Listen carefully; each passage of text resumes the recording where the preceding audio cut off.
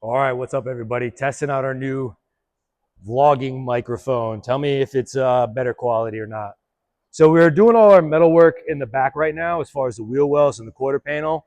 So we're not really going to have any body work on the front end of the vehicle because we've got new fenders, new bumper. The hood's not bad, scoop's not bad. So all this stuff is relatively primo material. So what I'm going to do is to get a little bit of head start because I didn't plan on doing our disassembly for 2 more days.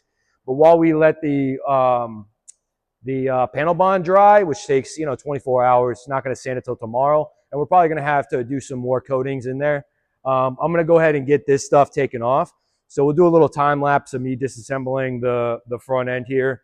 I'm going to leave the doors on for another day, but those will be coming off as well. We're doing a full jam out on this. So we're doing all the door jams under the hood, complete spray. So I'm gonna go ahead and get this stuff taken apart. And like I said, do a little time-lapse video. Please like and subscribe. I appreciate you. Peace. All right, somebody sent me a new iPhone because this one is basically tapped out.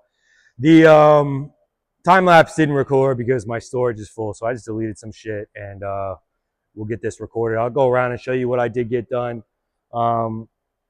So I got my fenders off, got the hood off, got the front bumper off, got some trim. I'll walk around. But it's probably best if the time lapse didn't go through because I probably would have spent 75% trying to get this bumper off. These cars are super easy to disassemble. But Paul's got this skid plate here, this custom fab that looks like aluminum skid plate.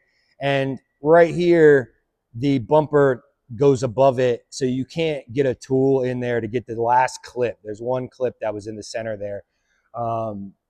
Man, I was motherfucking this bumper, man, because I also have the car jacked up from the rear, so the front end is, there was about 2 inches of clearance, so I couldn't even get my head under there to see what was going on.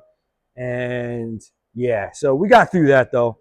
I ended up pushing it from the top, whatever. So when we go to put it back together, we'll jack it up. But yeah, so anyways, back to what I was saying. So we got our bumper off, we got our lights off, hood off, fenders, all that good stuff.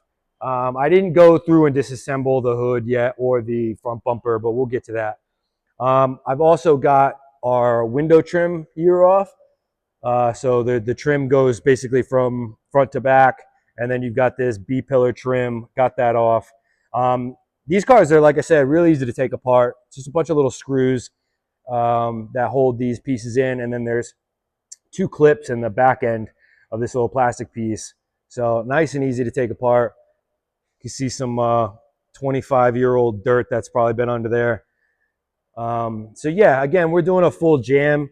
So the color will be going up to the pinch welds there. Even though you don't see it because of the gaskets, but we still want to get good coverage. And plus, taking all this stuff off, all that dirt right there, that's potential to get on the paint. So you get a much cleaner job when you disassemble it fully. So all I have left to take apart is these doors, obviously, and the hatch. But I'm going to do that probably tomorrow or the following day. It's kind of late now, and I just kind of did this because I was feeling it. So get it while the getting's good. So yeah, got all this trim off here and all this good stuff, man. So we're making good progress now. I did mention in the other video that I've got to figure. All right, my phone keeps getting filled up with storage, so I got to go through and delete a bunch of stuff. So that's it for this video. I am over dealing with that. So I will catch y'all on the next one. Peace.